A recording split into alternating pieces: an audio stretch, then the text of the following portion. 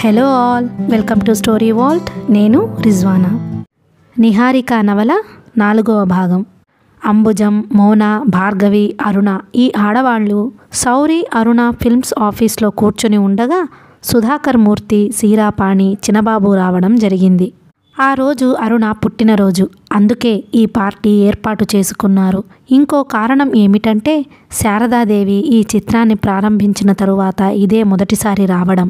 ఆవిడ ఆరోగ్యం కూడా అంతంత మాత్రంగా ఉండడం చేత గురుస్వామి మొదలియార్ దగ్గర వైద్యం కోసం కూడా వచ్చారు.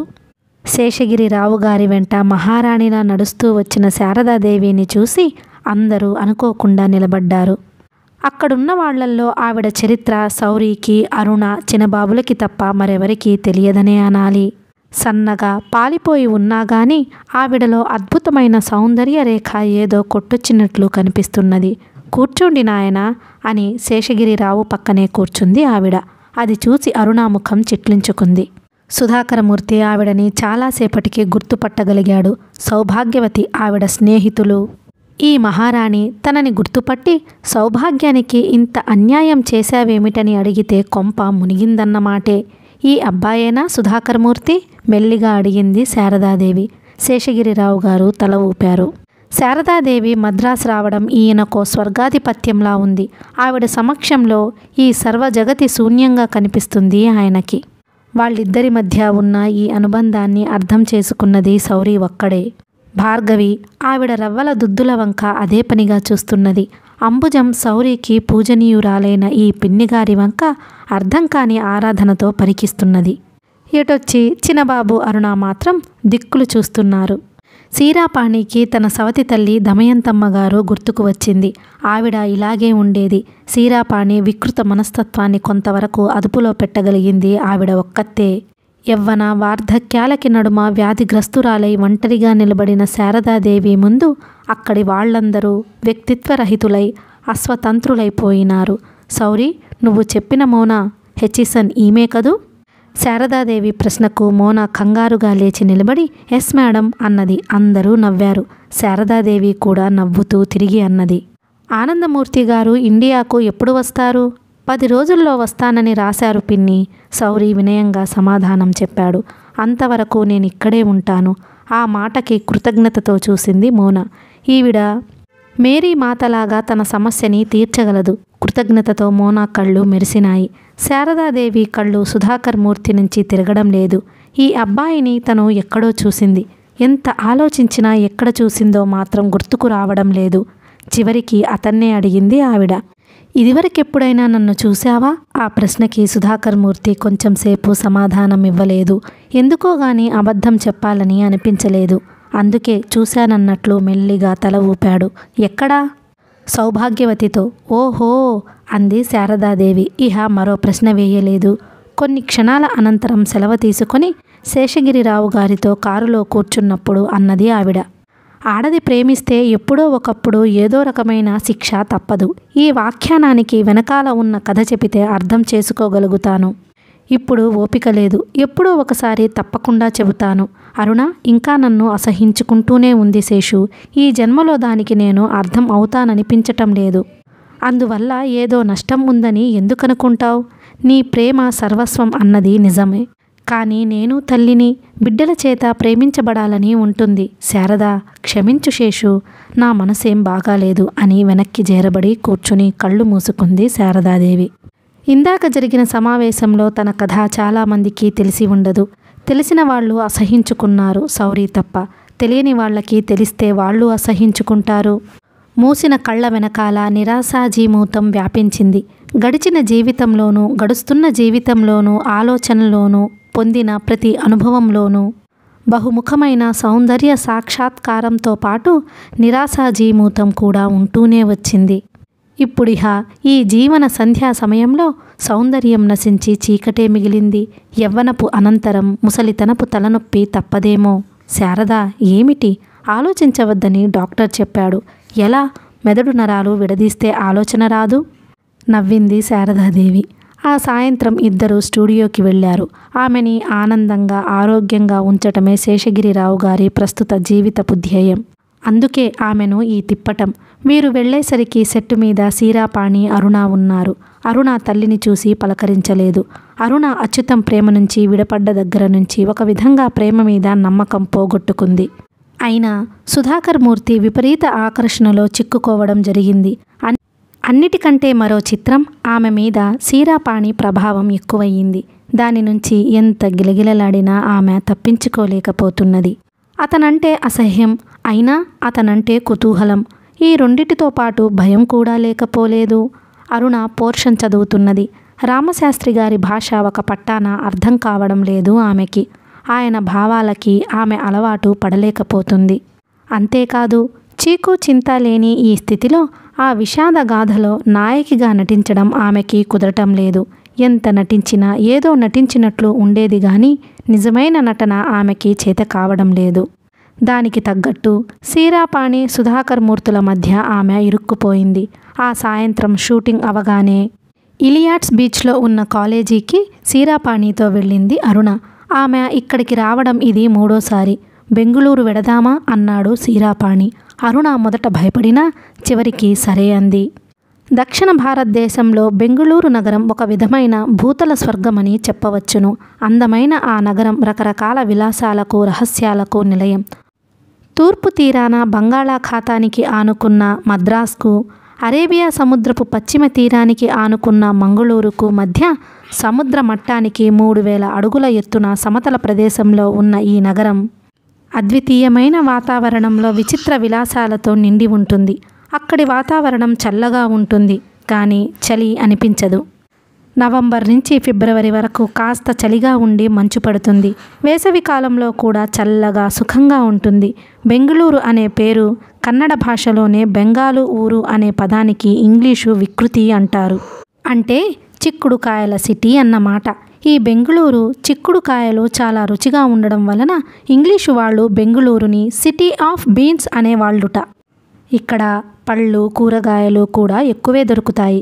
క్యాలీఫ్లవర్, బీట్రూట్ మొదలైన ఇంగ్లీషు కూరగాయలు కూడా అధికంగానే ఉండడం వలన ఇక్కడ ఇంగ్లీషు వాళ్ళు ఎక్కువగా ఉన్నారు. ఈ అందమైన పట్నం కొండల మీద కట్టడం వలన ఎటు చూసినా కొండలు కనిపిస్తూ ఎత్తు పల్లాల చక్కని రోడ్లతో ఏదో సినిమాకి వేసిన సెట్టింగులా, కళాకారుడి దివ్య స్వప్నంలా సుందరంగా ఉంటుంది. అంతేకాకుండా ఒకళ్ళ సంగతి ఒకళ్ళకి చచ్చినా పట్టదు. ప్రొహిబిషన్ లేదు. ఇన్ని ఆకర్షణలుండడం వలన మద్రాస్ నుంచి సినీ జనాభా తరచూ ఈ ఊరు వస్తూ ఉంటుంది. అంతేకాదు, అక్రమ విలాసాలకు అలవాటు పడ్డవాళ్లకి ఈ ఊరు స్వర్గధామం అవడం వలన భార్యచాటు భర్తలు, భర్తచాటు భార్యలు ప్రియులతోనూ ప్రియురాళ్లతోనూ ఈ ఊరు హోటళ్లని పోషిస్తూ ఉంటారు. ఎందుకో గాని ఈ ఊరు చాలా నిశ్శబ్దంగా ఉంటుంది. రోడ్డు పక్క చెట్లు కూడా పగలే నిద్రపోతూ ఉంటాయి. ఎండ కూడా వెన్నెలలాగా చల్లగా ఉంటుంది. పాపం కూడా పుణ్యంలాగా పవిత్రంగా ఉంటుంది. అందుకే బెంగుళూరు నగరం తప్పులు చేసేవారికి స్వర్గలోకంగా ఉండి జీవితాల్లో అసంభవాల్ని కొంతకాలం పాటు సంభవాలు చేస్తుంది. సీరాపాణి అరుణతో బెంగుళూరు రావడం ఇందువల్లనే. ఒక పెగ్గు తీసుకుంటే వదలవని ముందే చెప్పానుగా అన్నాడు సీరాపాణి. జిన్ వల్ల ఎర్రబడిన కళ్ళతో ఎదురుగా కూర్చున్న అరుణ వంక ఆనందంగా చూస్తూ. ఆ హోటల్ గది చిన్న సైజు స్వర్గంలా ఉంది. రేడియోలో నుంచి ఏవో హిందీ సినిమా పాటలు వస్తున్నాయి. గ్లాసుల్లో తెల్లగా మెరుస్తున్న జిన్నులో నిమ్మకాయ ముక్కలు తేలుతున్నాయి.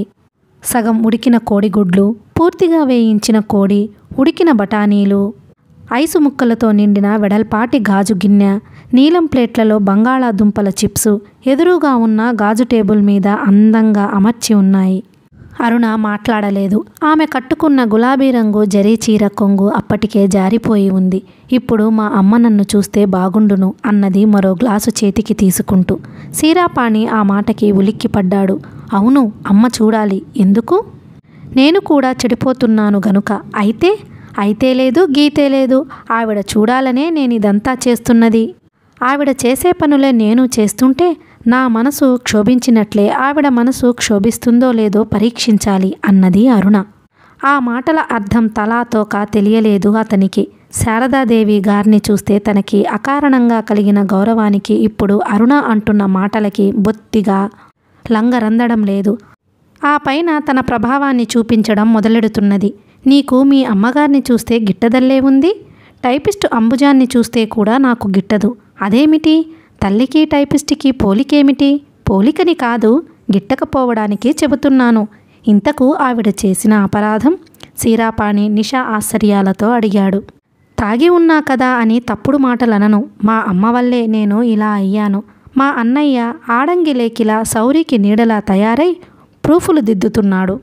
ఇహ మా నాన్నో బడుద్దాయి, శేషగిరిరావు గారి లాంటి ఆపదోద్ధారకుడి పాల పెళ్ళాం పిల్లల్ని వదిలి చవటలాగా బందరు చవిటి పర్రల మీద పడి అఘోరిస్తున్నాడు అయ్యా. అందుకే మనం ఇలా ఉన్నాం. ఇంతకీ ఆవిడ ఏం చేసిందో చెప్పలేదు అన్నాడు సీరాపాణి. అరుణ పూర్తి నిషాలో ఉంది. ఏం చేసిందా? ప్రేమించింది. ఆడది, అందులోనూ ఆంధ్రదేశంలోని చవిటి పర్రా మనిషి ప్రేమించడమేమిటి చెప్పు? పోనీ అదేదో రహస్యంగా ఏడవక పబ్లిక్గా చేసింది. పిల్లల గతి ఏమిటని ఆలోచించకుండా ప్రేమే సర్వస్వం అని కూర్చుంది. ఎవరిని ప్రేమించింది? శేషగిరిరావు గారిని. ప్రస్తుతం మన గార్డియన్ ఆయనేగా. ఏమిటలా ఆశ్చర్యంగా చూస్తావు? సినిమా వాడివి, నీకు ఆశ్చర్యంగానే ఉంది. అయితే విను. ఇప్పుడు తీస్తున్న సినిమా అంతా నన్ను తారగా తగలబెట్టాలని కాదు, ఆవిడ గారి మనశ్శాంతి కోసం. మనం మద్రాసు లేచొచ్చి సౌరి ఇంట్లో ఉన్నప్పుడు ఆవిడ ఏడిస్తే అది చూడలేక ఈయన చేసిన పని. నువ్వెందుకొచ్చావు? ఎవడో త్రాష్టుడిని పెళ్లి చేసుకోవాలనుకుంటే వాడు మా అమ్మ నడవడి మంచిది కాకపోవడం వలన నన్ను చేసుకోనన్నాడు. అయినా పొరపాటు నాదే. ప్రేమేమిటి నా మొహం. దాంతో మీ అమ్మతో పోట్లాడి వచ్చావన్నమాట. కరెక్ట్. సీరాపాణి ఆలోచనలో పడ్డాడు. శారదాదేవి జీవితంలో చేసిన పొరపాటు ఇదన్నమాట. పాపం అనిపించిందతనికి. నిజమే. అరుణ చెప్పినట్లు పిల్లల భవిష్యత్తు ఆలోచించలేదు ఆవిడ. అరుణ, ఎస్, మీ అమ్మగారు తప్పు చేసిందని నువ్వు ద్వేషించడం అన్యాయం. ఇదే మీ నాన్నగారు చేస్తే ఇంత ద్వేషించేదానివి కాదు, అవునా? హామ్లెట్ కన్నా నే గొప్పదాన్ని కాదు. సరే, అందుకని ఆవిడ మీద కచ్చ తీర్చుకోవడానికి నాతో వచ్చావు గాని నా మీద ఇష్టపడి కాదన్నమాట. All correct. సీరాపాణి తిరిగి ఆలోచనలో పడ్డాడు. త్రాగి ఉంది కనుక అరుణతో నిజం చెప్పించగలిగాడు తను. లేకపోతే తను నేర్పిన నటన తనకే ఇంకా అప్పజెబుతూ ఉండేది. నయం, పొరపాటు జరగలేదింకా. ఇప్పుడతని మనసు తేలికయ్యింది. అందరు తారల్ని అనుభవించినట్లుగా అరుణని తను అనుభవించలేడు. ఆమెలో ఏదో పవిత్రత ఉంది. అదే పవిత్రత శారదాదేవి గారిలోనూ కనిపించింది తనకి. ఆమె అవినీతి పరురాలని అనుకోవడానికే మనసొప్పటం లేదు. ఇహ అతన్ని ఆలోచించనీయలేదు జిన్. డాక్టర్ గురుస్వామి మెదలియార్ శారదాదేవికి ఆపరేషన్ చెయ్యాలనగానే శారదాదేవికి ఆనందమో, శేషగిరిరావు గారికి బెంగ ఎక్కువైనాయి. ఆవిడ కడుపు నొప్పి అపెండిక్స్ అయి కూర్చునేసరికి ఇహ ఆపరేషన్ తప్పదన్నాడు ఆయన. డాక్టర్ గారు, మరో మార్గాంతరం లేదా? లేదు, మనిషి శరీరంలో ఈ అపెండిక్స్ అనేది అవసరం లేని భాగం.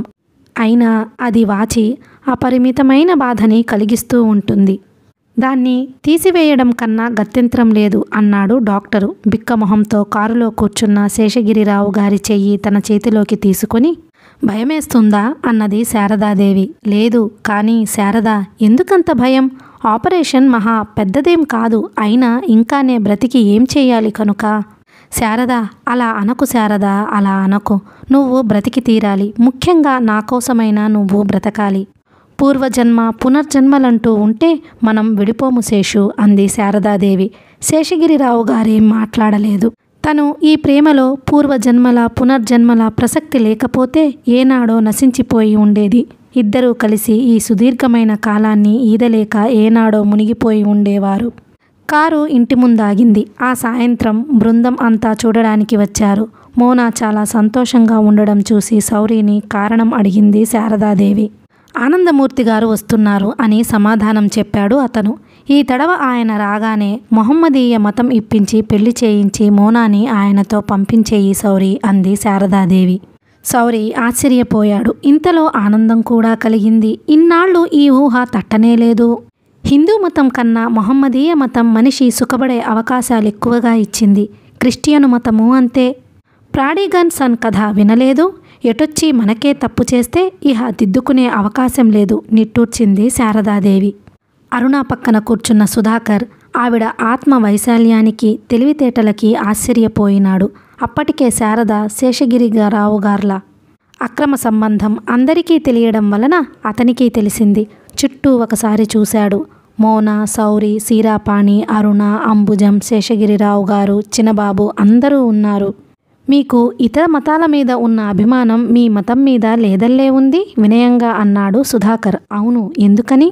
మా తాత తండ్రులు హిందువులు కారు గనుక. ఆ మాటలకి శేషగిరిరావు గారు తప్ప అందరూ ఉలిక్కిపడ్డారు. పిడుగుపడినట్లుగా ఉంది. శారదా, నీకేమైనా మతిపోయిందా? శేషగిరిరావు గారు మెల్లిగా అన్నారు. శారదాదేవి నవ్వి అన్నది, నాకు రహస్యం అనేది లేదు. అయినా ఈ రహస్యాన్ని చాలా రోజులు దాచాను. ఆపరేషన్ వల్ల నేను చనిపోవటమే సంభవిస్తే నన్ను ద్వేషించే నా పిల్లలకైనా నిజం చెప్పాలి. పిల్లలతో పాటు ఇక్కడున్న అందరూ నా కథ వినవచ్చును. పిన్ని, ఏమిటది? సౌరి అన్నాడు. ఏం లేదు నాయనా, నువ్వు నన్ను బాగా అర్థం చేసుకోగలవు. నే చెప్పేది మీరంతా విని తీరాలి. ఎవరూ మాట్లాడలేదు. శారదాదేవి అందరి ముఖాల వంక చూసి కథ వినడానికి వారంతా కుతూహలపడుతున్నారని గ్రహించి మెల్లిగా చెప్పడం ప్రారంభించింది. ఇది ఒక్క నా కథ మాత్రమే కాదు. ఈ సమాజం తెలివి తక్కువ కథ. ఈ దేశపు దౌర్భాగ్యం కథ. ఈ కథని నీతి లేదు. శాపం తప్పితే వరం లేదు. పిన్ని, నీ ఆరోగ్యం బాగాలేదు.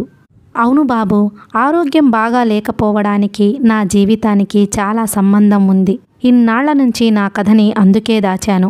ఈ సమాజానికి భయపడి ఆత్మని చంపుకొని నిజాన్ని దాచాను. ఇహ నా వల్ల కాదు. ఇన్నాళ్ళు లోకం చేత, కన్న పిల్లల చేత కులట అనిపించుకున్నది సమాజ భయం వల్లనే. ఇప్పుడిక ఆ సమాజ భయం నాకు లేదు. ఈ నవ సమాజం ఈ చుట్టూ ఉన్న యువతీ యువకులది. వాళ్ళు సంకుచితులు కారు. బహుశా నన్ను అర్థం చేసుకోగలరు. కుటుంబం సామాజిక జీవితానికి ప్రామాణికమైన సంస్థ. కామం దీనికి ఆధారం. ఈ వాక్యం వినగానే ఉలిక్కి పడతాం. అయినా ఇది జీవితంలో అభిన్నమైన అంగం అన్న సంగతి ఒప్పుకు తీరాలి. ఈ సమస్త సృష్టికి ఇదే మూలం. ఇహ ప్రేమ దీని రూపం అనిర్వచనీయమైనది. మనిషి తాలూకు ఆత్మాన్వేషణలో అంతర్లోకమై ఉండి ఉత్సాహాన్నే ప్రేమ అనవచ్చును. పెద్దదాన్ని మీలాంటి పిల్లల ముందు ఇలా మాట్లాడకూడదేమో, అయినా తప్పదు. మా కుటుంబం ఈ రెండిటి నుంచి వంచిత అయ్యింది. ప్రేమించిన, అనుభవించిన మా నాయనమ్మ గారి శాపం మాకు తగులుతుంది. అదేమిటి? సుధాకర్ ఆశ్చర్యంగా అన్నాడు. శారదాదేవి నవ్వి తిరిగి ప్రారంభించింది. 20వ శతాబ్దం ప్రారంభంలో బందరులో మా తాతగారి కన్నా భాగ్యవంతులు, నిష్టపరులు ఎవరూ లేరు. మా ముత్తాతగారు యజ్ఞం చేశారట. మా తాతగారికి 2 కొడుకులు, 2 కూతుళ్ళు. అందులో పెద్దవాడు మా నాన్న. ఆడపిల్లలిద్దరూ మధ్యవాళ్ళు. బాబాయ్ అందరికన్నా చివరివాడు. మా నాన్నని నేను పుట్టిన 6వ నెలన ఉరితీశారు. దానికి కారణం ఆయనకి ఒక తురక స్నేహితుడుండేవాడు. మా తాతగారంటే కోపం ఉన్న మరో పార్టీ బ్రాహ్మణుడు మా నాన్న మీద తురక నీళ్లు త్రాగాడనే నేరం ఆరోపించి ప్రాయశ్చిత్తం చేసుకోమని, లేకపోతే వెలివేస్తామని ఆక్షేపించాడు. మా నాన్న ససేమిరా వల్ల కాదన్నాడు. అంతేకాక ఆ ఆంక్ష తెచ్చిన వాడిని పట్టుకు చావగొట్టాడు. దాంతో ఆయన మీద హత్యానేరం ఆరోపించడం, అది రుజువవడం, ఆయన్ని ఉరితీయడం జరిగింది. ఆ మర్నాడు మా అమ్మ నూతిలో పడి చచ్చింది. ఇది అయిన తరువాత మా తాతయ్య లోకానికి మొహం చూపించలేదు. పూజలు, పునస్కారాలు, మడి దడి అన్నీ మానేశాడు. మా నాయనమ్మ రహస్యంగా శివ పూజ చేసేది. పబ్లిక్గా ఆ గుడ్డలతోనే తినడం వగైరాలు జరిగిపోతుండేవి. తన కొడుకుని పొట్టన పెట్టుకున్న హిందూ మతం మీద ఆయనకి విపరీతమైన ద్వేషం ప్రారంభమయ్యింది. ఇంట్లో ఉన్న కోదండరామస్వామి గారి విగ్రహాలు విరిగి ముక్కలైనాయి. నాయనమ్మ తులసమ్మ పీకివేయబడ్డది. తద్దినాలు మానివేయబడినాయి. ఆఖరికి మా తాతయ్య త్రాగడం మొదలుపెట్టాడు. ఈ అపభ్రంశపు పనులన్నిటినీ చూసి మా నాయనమ్మ కంటికి మంటికి ఏకధారగా ఏడుస్తూ ఉండేది. ఈ పరిస్థితుల్లో మా కుటుంబానికి మరో అవాంతరం తెచ్చిపెట్టాడు మా తాతయ్య. అప్పట్లో మిషనరీలు హిందూ దేశంలో మత ప్రచారం మమ్మరంగా చేస్తున్న రోజులవి. బందరులో ఫాదర్ రెవరెండ్ మా తాతగారికి స్నేహితుడయ్యాడు. ఇంకోటేమిటంటే, ఎంత ప్రచారం చేసినా ఎవరు మతం తీసుకునేవాళ్లు కారు. వివేకానంద స్వామి మత్తులో ఉంది దేశం. ఎవరిని మతంలో చేర్చకపోతే తిరిగి దేశానికి వచ్చేయమని మిషన్ నుండి ఫాదర్ రెవరెండ్కి తాకీదు వచ్చింది. ఈ సమయంలో ఫాదర్కి మా తాతయ్య తన మతం మీద విసిగి ఉండడం అనుకూలంగా తోచింది. ఏం చెప్పాడో, ఎలా ఒప్పించాడో తెలియదు. మొత్తానికి మా తాతయ్యని మతం తీసుకునేట్టు చేసి యేసుదేవుడికి పాదభక్తుడిని చేశాడు. మా నాయనమ్మ ఏడ్చింది, మొత్తుకుంది, నూతులో పడతానంది. మా తాతయ్య చండ శాసనత్వానికి ఎన్ని చేసినా తలవంచక తప్పలేదు. ఫలితం మేమందరం క్రిస్టియన్లైపోయినాము. మా అత్తయ్యలు, నేను చిన్నపిల్లలం. బాబాయ్ 5 ఏళ్లవాడు. మేము మతం తీసుకునేసరికి మా ఇంటికి బంధువులెవ్వరూ రావడం లేదు. పనివాళ్ళు ఎవ్వరూ రాకుండా ఊళ్ళో కట్టుకట్టారు. చూస్తూ చూస్తూ ఉండగా మా జీవితం దుర్భరమైపోయింది. మా నాయనమ్మ పేరు మహాలక్ష్మమ్మ. ఆవిడ కాస్త మరియమ్మ అయి ఊరుకుంది. అన్నిటికన్నా ఘోరం ఆవిడని బొట్టు పెట్టుకోకుండా మానిపించడం. ఒకనాడు 2 క్రిస్టియన్లని భోజనానికి పిలిచి ఇంట్లో కోడిని కోయించాడు తాతయ్య. దాంతో మా పతనం పరిపూర్ణమయ్యింది. ఆ రాత్రి నాయనమ్మ తాతయ్యని ఎదురుగుండానే నానా మాటలు అన్నది. ఇంతలో నీ రాముడు మైలపడడులే, అంత భక్తురాలివైతే కొడుకునే రక్షించుకునేదానివి వెటకారంగా అన్నాడు తాతయ్య.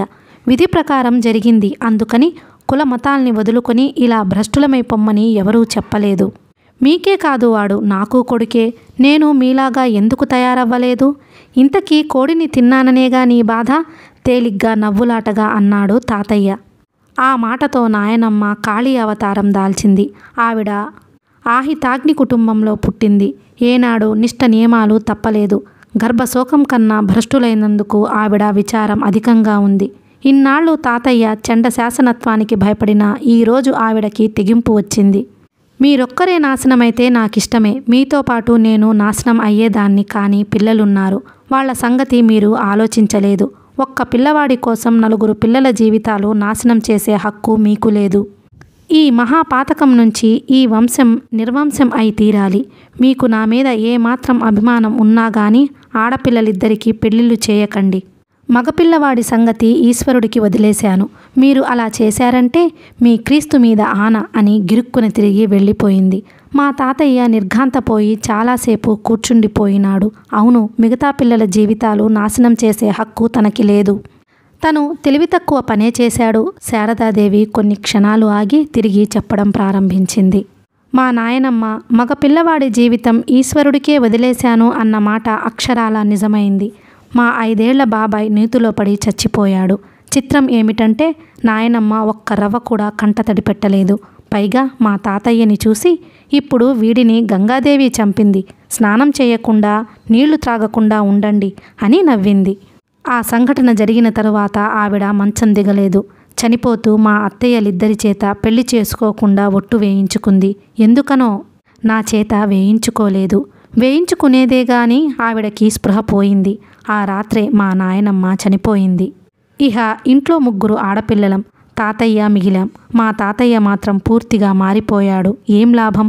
ఇంటికి కన్వర్టెడ్ క్రిస్టియన్లో నానా జాతుల వాళ్ళు రావడం ప్రారంభించారు. 3 ఆడపిల్లలం ఉన్నాం కదూ, ప్రేమించడానికి యువకులు దిగబడేవాళ్ళు. మా తాతయ్యకి మనసులో ఈ గొడవంతా అసహ్యంగా ఉన్నా గానీ పైకి ఏమీ మాట్లాడేవాడు కాదు. మా పెద్ద అత్తయ్య పేరు సుందరి. క్రిస్టియన్ మతం వచ్చినాక జ్ఞానసుందరి అయ్యింది. చిన్నత్తయ్య పేరు మంగతాయారు. ఆవిడ కాస్త మగ్దాలీనా అయ్యింది. బహుశా మ్యాగ్డోలీన్కి ఇది వికృతి అయి ఉంటుంది. పెద్దావిడ వయసు 16, చిన్నావిడ వయసు 14, నా వయసు 13 వచ్చేసరికి మా నాయనమ్మ పోయి 2 ఏళ్లయ్యింది. మాకు వయసు రావడం తాతయ్యకి ప్రాణాంతకంగా పరిణమించింది. వయసు వచ్చిన ఆడపిల్లల్ని వృధాగా మోళ్లల్లే ఎదగబెట్టడం ఆయన సహించలేకపోయినాడు. తను చేసిన పాపిష్టి పని ఎంత భయంకరమైనదో ఇప్పుడు ఆయన అనుభవంలోనికి వచ్చింది. చూస్తూ చూస్తూ ఏ మాలవాడికో ఇవ్వలేడు. ఇది నా విషయం. అత్తయ్యలకి అసలు పెళ్లి ప్రసక్తే లేదు. కన్వర్టెడ్ క్రిస్టియన్లో బ్రాహ్మడి కోసం వెతకడం ప్రారంభించాడు. ఎవరూ దొరకలేదు. కనీసం నాకైనా పెళ్లి చేద్దామని ఆయన ఆశ. చివరికి ఇహ బందరులో ఉండలేక రంగూన్ పారిపోయాడు మా 3 తీసుకుని. అక్కడ నన్నొక అబ్బాయికిచ్చి పెళ్లి చేశాడు. ఆ అబ్బాయి ఎవరో తరువాత చెబుతాను. అక్కడ నుంచి కొన్నాళ్లకు బందరు తిరిగి వచ్చాం. అత్తయ్యలిద్దరూ పంతులమ్మ ఉద్యోగం చేస్తున్నారు. మా తాతయ్య ఆస్తి కాస్త నా పేర రాసి కన్ను మూశాడు. పెళ్లి పటాకులు లేని అత్తయ్యలు ఆస్తి కోసం పేచీ పెట్టలేదు కూడా. తాతయ్య పోయిన తరువాత కోయంబత్తూరులో ఉన్న మా మామయ్య నన్ను తీసుకుపోయాడు. తాతయ్య వీలులో రాసిన ప్రకారం గార్డియన్ కూడా ఆయనే. మామయ్య బాగా చదివి సీమకెళ్ళి వచ్చాడు. అందుచేత ఆయనకి పట్టింపులు లేవు. నాకు రంగూన్లో తాతయ్య చేసిన పెళ్లి అస్తవ్యస్తంగా తయారైంది. ఎన్ని ఉత్తరాలు రాసినా ఎవరూ ఏం సమాధానం ఇవ్వలేదు. మామయ్య విసిగి నాకు మళ్ళీ పెళ్లి చేశాడు. ఈ తడవ పెళ్లి కొడుకు నా ఆస్తి కోసం చేసుకున్నాడు. బ్రాహ్మణుడైనా నాకు ఆస్తి ఉంటే చాలని ఆయన ఉద్దేశం. మామయ్య నా కథ ఆయన దగ్గర ఏమీ దాచలేదు. నా తండ్రి హంతకుడిగా ఉరితీయబడ్డాడని, నాది క్రీస్తుమతమని, ఇదివరకు ఒకసారి పెళ్ళయిందని, నా మేనత్తలిద్దరూ వృద్ధాప్యంలో నా పాల పడతారని అన్నీ చెప్పాడు. అయినా సరేనని చేసుకున్నాడు. తిరిగి మేమిద్దరం బందరు వచ్చేసరికి మా కథ ఎవరికీ గుర్తులేదు. మా డబ్బు మాకు సమాజంలో స్థానం సంపాదించి పెట్టింది. తరువాత బాబు, అరుణ పుట్టారు. ఆయనకి మాత్రం డబ్బు మీద ఉన్న ప్రేమ నా మీద లేదు. సరిగదా, ఆఖరికి నా చేతి నీళ్లు కూడా త్రాగేవారు కాదు. పైగా నా శీలం మీద ఆయనకే విధమైన నమ్మకమూ లేదు. నా తండ్రి హంతకుడు గనుక నేను అలాంటి దాన్నేనని అనుక్షణం దెప్పిపొడుస్తూ ఉండేవారు. అదీకాక నా మేనత్తలిద్దరూ బజారు మనుషుల కన్నా హీనం అని తిడుతూ ఉండేవారు. ఈ హింస దుర్భరమై చివరికి మేమిద్దరం మాట్లాడుకోవడం మానేశాం. నాకు త్రాగుడు అలవాటవడానికి కారణం ఇదే. మేం మతం పుచ్చుకున్న కొత్తలో త్రాగడం ఒక క్వాలిఫికేషన్. దానికి తాతయ్య దగ్గర రుచి చూడడం వలన అది ఎలాంటి నిషా ఇస్తుందో అర్థమయ్యింది. అందుకే దానికి అలవాటు పడ్డాను. చివరికి ఈ స్థితికి వచ్చాను. కొందరు వ్యక్తులు ఉంటారు, వాళ్లల్లో దోషాలు సహిస్తూ ఊరుకుంటే వాళ్ళు మారిపోతారనుకోవడం పొరపాటు. ఆ నీతి వాళ్ళ దగ్గర పనిచేయదు. మా ఆయన అలాంటివాడు. ఆయన పిల్లలే వీళ్ళు, నన్ను ద్వేషించడం వీళ్ళకి నేర్పారాయన. అమ్మ త్రాగుతుంది, అవినీతి పరురాలు. ఈ రెండూ దోషాలు నా దగ్గర ఉన్నాయి కనుక నన్ను అసహించుకోవచ్చును అని శారదాదేవి ఊరుకుంది. ఆమె తిరిగి చెబుతుందేమో అని 5 నిమిషాలు అందరూ ఊరుకున్నారు. ఆమె ఏమీ మాట్లాడలేదు. చూడండి, సుధాకర్ మెల్లిగా అన్నాడు. ప్రశ్నార్థకంగా అతని వంక చూసింది శారదాదేవి. రంగూన్లో అయినా పెళ్ళికొడుకెవరో తెలియలేదు. తెలిసింది, కానీ ఆలస్యంగా తెలిసింది. అంతా అయిపోయిన తరువాత తెలిసింది. ఎవరు? శేషగిరిరావు గారు. ఊహించని పిడుగులా ఆ వాక్యం అక్కడ ఉన్న అందరినీ చైతన్యరహితుల్ని చేసింది. అరగంట సేపటి వరకు ఎవరి నోట మాట రాలేదు. ముఖ్యంగా అరుణ ముఖం తెల్ల కాగితంలా తయారైపోయింది. చిన్నబాబు తల్లి వంక గాజు కళ్లతో చూస్తున్నాడు. సౌరికి పిన్ని ఎంతో ఎత్తుగా ఎదిగిపోయినట్లు తోచింది. సీరాపాణి, సుధాకర్లకి అసలు బుర్ర పనిచేయటం లేదు. మోన, అంబుజం తెల్లబోయి అలాగే కూర్చున్నారు. ఒక్క శేషగిరిరావు మాత్రం తల వంచుకున్నారు. ఆయన కళ్ళ నుంచి కన్నీరు జారుతున్నది. అప్పుడే అలా కూర్చోకండి, ఇంకా కథ చాలా ఉంది అన్నది శారదాదేవి. శారదా, ఉండండి, పూర్తిగా చెప్పనివ్వండి. ఆయన తన భార్యనని గుర్తించకుండానే ప్రేమించారు. నేను అంతే. గుర్తించడం తరువాత జరిగింది. విడిపోవాలనుకున్న వాళ్ళం ఇహ విడిపోలేదు. రంగూన్లో అల్లర్లు జరిగినప్పుడు ఆయన పారిపోయి కలకత్తా వచ్చి అక్కడ ఇక్కడ పనిచేసి ఇంజనీర్ అవ్వడం వలన కాంట్రాక్టులు చేస్తూ చివరికి బందరు వచ్చారు. నా ఆచూకీ తెలియలేదు. నేను వివాహితనై పిల్లలు తల్లినై ఉంటానని ఆయన ఊహించలేకపోయారు. ఒకనాటి అర్ధరాత్రి ఫ్రెంచ్పేట రోడ్డు మీద ఎదురైనప్పుడు నన్నాయన గుర్తించలేదు గాని ఆకర్షించబడ్డారనుకుంటా. రెండో తడవ బెజవాడ బందర్ రోడ్డు మీద ఆగిపోయిన బస్సులో నుంచి దిగి ఏం చేద్దామా అని ఆలోచిస్తున్నప్పుడు ఆయన కారు ఎదురయ్యింది. అప్పుడు నన్ను గుర్తుపట్టలేదాయన. మూడోసారి రైలులో కలిశాం. అప్పుడు గుర్తుపట్టలేదు. నాలుగోసారి నా మెడ మీద పుట్టుమచ్చ చూసి గుర్తుపట్టారు. ఆ రోజు నుంచి నేను పతితనయ్యాను. కారణం నా భర్త నన్ను గుర్తించడం. 2 భార్యల భర్త పవిత్రుడు, 2 భర్తల భార్య పతిత. ఈ లోకంలోనే న్యాయసూత్రాలు ఈ తీరుగా అఘోరించినాయి. చిత్రం ఏమిటంటే ఆయన నా భర్త మాత్రమే కాదు, ప్రేమికుడు. ఈ నికృష్ట జీవితంలో ఏకైక ప్రియ బాంధవుడు. శారదాదేవి మాటలు శిలాకృతి దాల్చిన శ్రోతల్ని ఇంకొంచెం బిగుసుకుపోయేట్లు చేసినాయి. శేషు, ఈ జీవనయానంలో ఇది ఆఖరి మజిలీ అనుకుంటా అన్నది శారదాదేవి. ఈనాడు 17వ తేదీ. 19 ఆపరేషన్ చేయడానికి నిశ్చయించడం వలన ఆవిడ నర్సింగ్ హోంలో చేరింది. ఆ రాత్రి తన చిరకాల సహచరుడి కుడి చెయ్యి తన హృదయం మీద అదుముకుంటూ పై మాటలన్నది ఆవిడ.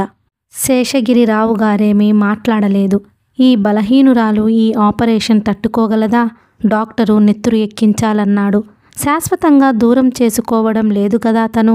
ఏది ఏమైనా శారదకి ధైర్యం ఇవ్వాలి. తను అధైర్యపడరాదు. ఇహ నువ్వు పెందరాళే విశ్రాంతి తీసుకోవాలి శారద అన్నారాయన. అంటే నిద్రపోవాలి. రాందే ఏం చెయ్యటం? ఇంత చల్లని రాత్రి, ఇంత వెన్నెల రేయి, హాయిగా పసిపిల్లలా నిద్రపోవాలి నువ్వు. నిద్ర పట్టాలి శేషు. బ్రతికితే సరే, లేకపోతే నిన్ను చూడకుండా ఎట్లా నిద్రపోను? వడలిన ఆమె సౌందర్యం మెడ కింద పడిన ముడతల్లో దాక్కుంటోంది. కానీ డాక్టర్ వచ్చి మార్ఫియా ఇచ్చి వెళ్ళిన తరువాత మనసుకు విరుద్ధంగా శరీరం నిద్రపోయింది. తెల్లవారి లేచేసరికి మనసు ప్రశాంతంగా ఉంది. 18న అసలేమీ ఆహారం లేదు. 19వ తేదీ 11 గంటలకి ఆపరేషన్. శేషగిరిరావు గారు అసలు కదలలేదు. ఎవరొచ్చినా శారదాదేవి శేషగిరిరావు గారి వైపే చూస్తూ కూర్చుంది. ఈయనకి దూరం అవుతానేమోనని క్షణంలో సగం సేపు అనిపించటం, అది అణిచివేసుకొని తిరిగి ఆయన వంక చూస్తూ పడుకోవడం, ఇదే ఆవిడ చేస్తున్నది. ఆపరేషన్ రోజు రానే వచ్చింది. శారదాదేవి స్నానం చేసి ఆపరేషన్ థియేటర్లో నుంచి వచ్చే పిలుపు కోసం ఎదురు చూస్తూ ప్రశాంతంగా పడుకుంది మంచం మీద. ఉజ్వలంగా వెలిగే ఎండలో గులాబీలు మెరవటాన్ని గది కిటికీలో నుంచి చూస్తూ కూర్చుంది. ఆ గులాబీల్లో తన ప్రియుడి పెదవులు కనిపిస్తున్నాయి. సుప్త యవ్వనం నిద్రలేస్తున్నది. ఎదురు చూస్తున్న పిలుపు రానే వచ్చింది. రండి, సెలైన్ స్టార్ట్ చేస్తాం. అదీ పిలుపు. ఈ పిలుపు ఈశ్వరుని నుండి ఆహ్వానం కూడా కావచ్చును. శేషగిరిరావు గారి చెయ్యి నొక్కి మెదలకుండా నర్సు వెంట నడిచింది శారదాదేవి. ఆపరేషన్ థియేటరు పొడుగ్గా ఉన్న గది మధ్యలో సన్నటి ఎత్తైన పొడగాటి టేబుల్, దానిపైన పెద్ద లైటు. స్టెరిలైజ్ చేస్తూ స్టవ్ చేస్తున్న హోరు, తెల్లని గుడ్డలు మూతలకి కట్టుకున్న డాక్టర్లు, ఏదో వింత వాసన. శారదాదేవి కట్టుకున్న చీర రవిక తీసేసి ఆమె శరీరం మీద తెల్లని దుప్పటి కప్పింది నర్సు. ఆ దుప్పటి స్వచ్ఛత క్రీస్తు దేవుడిని గుర్తు చేసింది శారదాదేవికి. మీకేం భయం లేదమ్మా, జాన్ సెలైన్ స్టార్ట్ చేయి. డాక్టర్ అన్న మాటలకి శారదాదేవి నవ్వి కుడి చెయ్యి ముందుకు చాచింది. దబ్బనం లాంటి సూది శరీరంలో దిగింది. దాంట్లో నుంచి తెల్లగా నీళ్లలాగా ఉన్న సలైన్ తలక్రిందులు సీసాలో నుంచి ఒక్కోబొట్టే శరీరంలోకి దిగుతున్నది. జాన్, ఎనస్థీషియా ఇవ్వు. ఎస్. చూడండమ్మా, కళ్ళు మూసుకోండి. శారదాదేవి చుట్టూ ఒకసారి చూసి సంపంగ రెమ్మల రెప్పలు మెల్లిగా మూసుకుంది. కళ్ళ మీద తెల్లగా మెత్తగా దూది కప్పారు. చూడండమ్మా, లోపలికి పీల్చండి. శారదాదేవి మెల్లిగా పీల్చింది. ఏదో తీయటి వెగటు వాసన, ఈథర్ తాలూకు విచిత్ర పరిమళం. అంతా అంధకారం. బరువుగా ఊపిరి పీలుస్తూ శారదాదేవి నిశ్చేతన్య శరీరం నిర్మలంగా ఆపరేషన్ టేబుల్ మీద వెల్లెకలా పడి ఉంది. తలవైపు నిలబడి నాడీ చూస్తూ ఎనస్థీషియా కంట్రోల్ చేస్తున్నాడు ఒక డాక్టరు. ముక్కుకు గుడ్డ కట్టుకొని సర్జను కుడివైపు డొక్కలో చీల్చాడు. రక్తం తుడుస్తూ స్రావాన్ని కంట్రోల్ చేస్తూ మధ్య మధ్య వ్యాఖ్యానిస్తూ అపెండిక్స్ తీసి ఇవతల పెట్టాడు. చూపుడు వేలు సైజులో ఉన్న మాంసం ముక్క మానవ శరీరంలో ఉన్న అనవసరపు పదార్థం. కార్గేట్, కార్బాలిక్ యాసిడ్, ఎస్. థ్రెడ్, ఎస్. ఓవర్ డియర్ కాఫీ. డాక్టర్ ఊపిరి పీల్చుకుని నర్స్ ఇచ్చిన కాఫీ త్రాగాడు. ఆయన గౌను మీద రక్తపు మరకలు. ఒక విచిత్ర వ్యక్తి రక్తం. ఇందులో సామాన్య రక్తానికి విభిన్నమైన రక్త కణాలేమైనా ఉంటాయా? వైద్యశాస్త్రరీత్యా ఉంటాయని రుజువేమీ లేదు. ఇప్పుడు ఆమె శరీరంలో ప్రవహిస్తున్న రక్తం లాంటిదే ఇదీను. శాస్త్రరీత్యా ఈ రక్తం ఆ రక్తం ఒకటే. కానీ శారదాదేవి రక్తం ఎంత రాగరంజితమైనది. తల్లక్రిందులు సీసాలో నుంచి తోపు రంగు రక్తం ఒక్కో బొట్టే ఆవిడ రక్తహీన శరీరాన్ని రక్తపుష్కలం చేస్తున్నది. మెల్లిగా స్ట్రెచర్ మీద తీసుకొచ్చి గదిలో పడుకోబెట్టారు. శేషగిరిరావు గారి శరీరంలో ప్రాణాలున్నట్లు లేదు. ప్రాణరహితమైన శరీరంతో నిస్తేజాలైన కళ్ళతో ఆమె వంక చూస్తూ నిలబడ్డాడు. బాబాయ్. చిన్నబాబు ఆయన భుజం మీద చెయ్యి వేసి పలకరించాడు. చిన్నబాబు. అమ్మకేం పర్వాలేదన్నారు డాక్టర్ గారు అన్నాడు చిన్నబాబు. ఆ మాటతో కొద్దిగా కాంతి వచ్చింది ఆయన కళ్ళలోకి. ఆశాపూరితమైన చూపులతో శారదాదేవి వంక చూస్తున్నారు. ఆమె కంఠంలో నుంచి ఒక విధమైన మూలుగు గోండ్రింపులా రాసాగింది. డాక్టర్ వచ్చి మార్ఫియా ఇంజెక్షన్ ఇచ్చి వెళ్ళాడు. మరేం భయం లేదు, మత్తుగా పడుకోవడం కోసం ఇచ్చారు. సౌరి శేషగిరిరావు గారి మొహం వంక చూస్తూ అన్నాడు. అరుణ ఏమీ మాట్లాడకుండా తల్లి వంక చూస్తూ అలాగే కూర్చుండిపోయింది. తన తల్లిని గురించి భావించినవన్నీ తుక్కు దుగారాగా ఎగిరిపోయి పతనం స్థానంలో పవిత్ర జ్యోతి వెలగడంతో ఆ కాంతి ముందు తను అంధురాలైనట్లు తోచింది. పైగా తల్లి మీద కోపంతో తను పట్టిన దారి తాలూకు ముళ్ళు రాళ్ళు తన పాదాల్ని ఇప్పటికే రక్త పంకంలో ముంచినాయి. తనకి వెనక్కి తిరిగి వచ్చే దారి తనే మూసివేసుకుంది. శారదాదేవికి స్పృహ వచ్చింది. ఎదురుగా కనిపించింది అరుణ. అరుణ అంది శారదాదేవి. ఆమెకింకా అనస్థీషియా మార్ఫియాల మత్తు వదలలేదు. అమ్మా అంది అరుణ. శారదాదేవి కన్నులు సంతోషంతో మెరిసినాయి. అరుణ తనని అమ్మా అని పిలిచి కొన్ని యుగాలైనట్లుంది. ఈ పిల్ల తన చివరి సంతానం గారాబు పట్టి ఎంతో ప్రాణంగా పెంచింది. చివరికి పెద్దాయన తరువాత నీతి అవినీతుల చిక్కుముడి విప్పలేక తననే ద్వేషించిన అర్భకురాలు. తన కథ తెలిసి పశ్చాత్తాపపడుతున్న అబల. అన్నయ్యేడి? ఇక్కడున్నానమ్మా అంటూ చిన్నబాబు తల్లి దగ్గరకు వెళ్ళాడు. ద్వేషించలేక ప్రేమించలేక కూడా బాధపడేవాడు తను.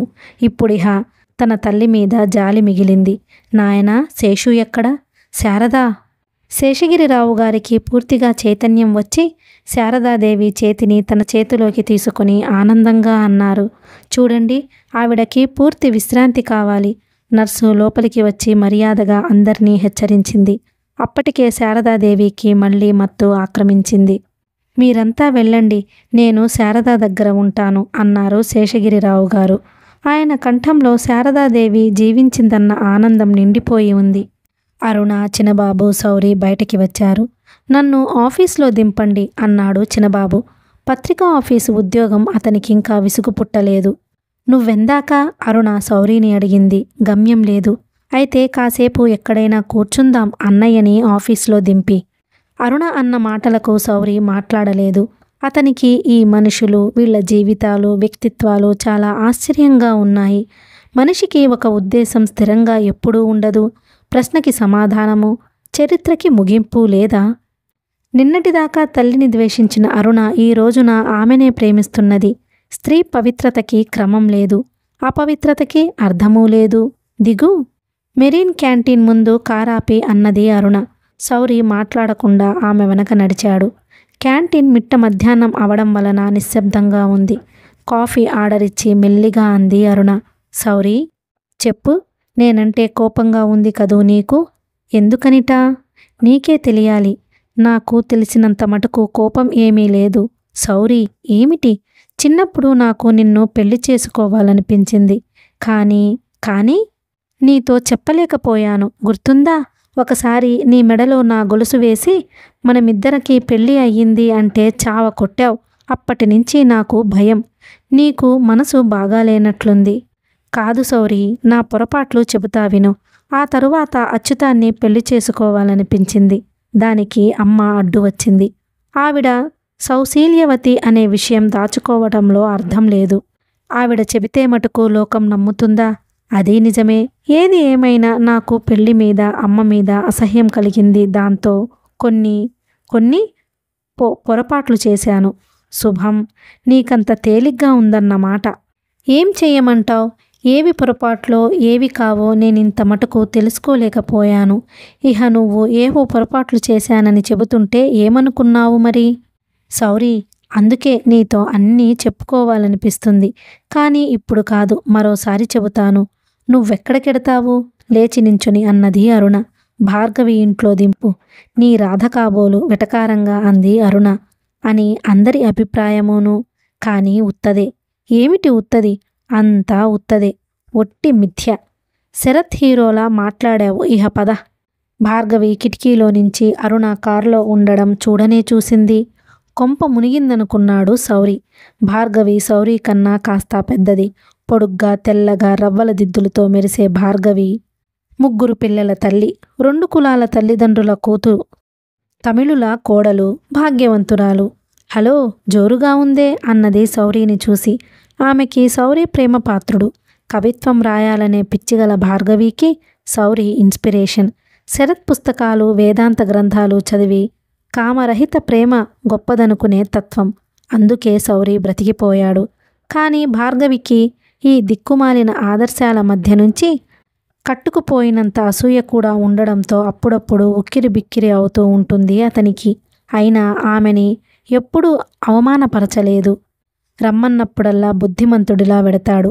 ఆమెది కామరహిత ప్రేమ అవడం నుంచి అతను బ్రతికిపోయినాడు. ప్రమాదం లేని ఈ ప్రేమగాథలో నేడు అసూయ ఘట్టం. ఏమిటి జోరుగా ఉంది? కారు, ప్రియురాలు, జోరు. భార్గవి అన్న మాటకి సౌరి నవ్వి ఊరుకున్నాడు. కామరహితమైన పవిత్ర ప్రేమలో అసూయ దేనికో, దాని స్థానమేమిటో భార్గవి అతనికెన్నడూ చెప్పలేదు. మాట్లాడవే. ఆనంద పారవస్యమా అన్నది తిరిగి. ఎందుకు కాదు? ప్రియుల స్పర్శ ఎలా ఉంటుందో నీకు తెలియదుగా. ఆమెను రెచ్చగొట్టే సదుద్దేశంతో అన్నాడు శౌరి. దాంతో పూర్తిగా రెచ్చిపోయింది భార్గవి. అసలు శారదాదేవి లాంటి నీతి జాతి లేని స్త్రీ కుటుంబంతో సన్నిహితంగా ఉండి శౌరి అపకీర్తి పాలవుతున్నందుకు ఆమె బాధపడుతూ ఉంటుంది. పురుషుడికైనా స్త్రీకైనా స్వచ్ఛమైన శీలం అవసరమని భార్గవి వాదం. బాగుంది, ఇహ నేను చెప్పేదేముంది అన్నది కోపం అణుచుకుంటూ.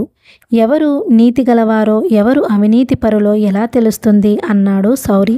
ప్రవర్తన వల్ల ఎట్లా? ఇప్పుడు ఆ పిల్లతో నువ్వు కారులో వచ్చావు, వాళ్ళమ్మ చుట్టూ అస్తమానం తిరుగుతావు. దీన్ని బట్టి ఏమనుకోవాలి? ఓహో, ఏమిటి ఓహో? ఆహా, నీతో కూడా అనేక 100 సార్లు కారులో వెళ్ళాను. మనిద్దరం రైలు ప్రయాణాలు చేశాం. నీ చుట్టూ కూడా తిరుగుతూనే ఉంటాను. దీన్ని బట్టి లోకం నిన్ను ఆ చెడిపోయిన వాళ్లతో చేరుస్తుందేమోనని భయంగా ఉంది భార్గవి అన్నాడు శౌరి. భార్గవికి తల తిరిగిపోయింది. తనేమన్నా ఎదురు చెప్పని శౌరి ఇట్లా తనని ఎదురు దెబ్బ కొడతాడని ఆమె అనుకోలేదు. అదీకాక ఆమెకింకో విశ్వాసం కూడా ఉంది. తనని పాపం అంటదని, తను శౌరితో తిరిగిన లోకం ఏమీ అనదు. అథవా అన్నాగాని వాళ్లే పోతారు. కానీ ఇదే సిద్ధాంతం అందరికీ వర్తిస్తుందని అనుకోదు. అక్కడే శౌరికి ఆమె అంటే చిరాకు. తనదే పవిత్ర ప్రేమ, ఎదుటి వాళ్ళది నీచ వ్యభిచారం. ఇలాంటి ఆడవాళ్లు శారదాదేవిని కులట అనే అంటారు. ఏమిటి ఆలోచిస్తున్నావు? నేనేమైనా తప్పు మాట అనలేదు కదా? అమాయకంగా తిరిగి అన్నాడు అతను. అనాల్సిందే అని ఇంకా నంగనాచిలాగా అనలేదు కదా అనడం దేనికి? సారీ భార్గవి, ఏమన్నాను? ఏమనాలి? ఆ నీచులతో నన్ను పోల్చావు. ఇంతకంటే అవమానం ఏముంది? వాళ్ళు నీచులని ఎందుకనుకోవాలి నువ్వు? మొగుడు ఉండగానే ఇంకొకటితో కులికే వాళ్ళమ్మ, కనిపించిన ప్రతి వాడితోనూ బెంగుళూరు హోటళ్లని ఉద్ధరించే ఇది నీకు పవిత్రులేమో గాని నాకు మాత్రం అపవిత్రులే. ఆ పైన నీచులు కూడా. మనిద్దరం ఒకసారి హైదరాబాద్ హోటల్లో దిగాం, గుర్తుందా అన్నాడు శౌరి. ఈ తడవ భార్గవి విపరీతంగా రెచ్చిపోయి అరుస్తూ అన్నది. మళ్ళీ వాళ్లకు నాకు పోలుస్తున్నావు. నీ కళ్ళకి వాళ్ళంత హీనంగా కనిపిస్తున్నానా? పొరపాటు. వాళ్ళంటే నాకు చాలా గౌరవం. నేనంటే లేదన్నమాట, అంతేనా? వాళ్లతో పోలుస్తున్నాననుకున్నప్పుడు నువ్వన్నా గౌరవం ఉన్నట్టేగా? ఈ తడవ భార్గవి ఏ విధమైన సమాధానమూ ఇవ్వలేదు. ఊరికే అలా చూస్తూ కూర్చుండిపోయింది. తిరిగి విషయం మార్చాలని ప్రయత్నిస్తూ శౌరి అన్నాడు, మోనా పెళ్ళి. ఆవిడ విడాకులిచ్చిందా? ఇవ్వలేదు. మరెట్లా? తురకమతం ఇప్పించి చేస్తున్నాం. ఈ ఐడియా నీదేనా? వెటకారంగా అన్నది భార్గవి. ఆమెకు మోనా అంటే కూడా సదభిప్రాయం లేదు. కాదు, శారదాదేవి ఐడియా. ఈ తడవ భార్గవి కోపం అవధులు దాటిపోయింది. కానీ ఏమంటే శౌరి ఏమంటాడో అని మెదలకుండా ఊరుకుంది. శౌరి వెళ్ళడానికి లేచి నిలబడ్డాడు. ఎందాకనేమిటి ప్రయాణం? నా ఆఫీస్కి. ఇహ పని పాట లేదనుకున్నావా ఏమిటి నాకు? భార్గవి సమాధానానికి ఎదురు చూడకుండా వీధిలోకి నడిచాడు శౌరి. అస్తమిస్తున్న సూర్యుడు తారు రోడ్లకి పౌడర్ పూస్తున్నాడు. కథ కొనసాగుతుంది. వీడియో నచ్చినట్లయితే please like, share and subscribe the channel.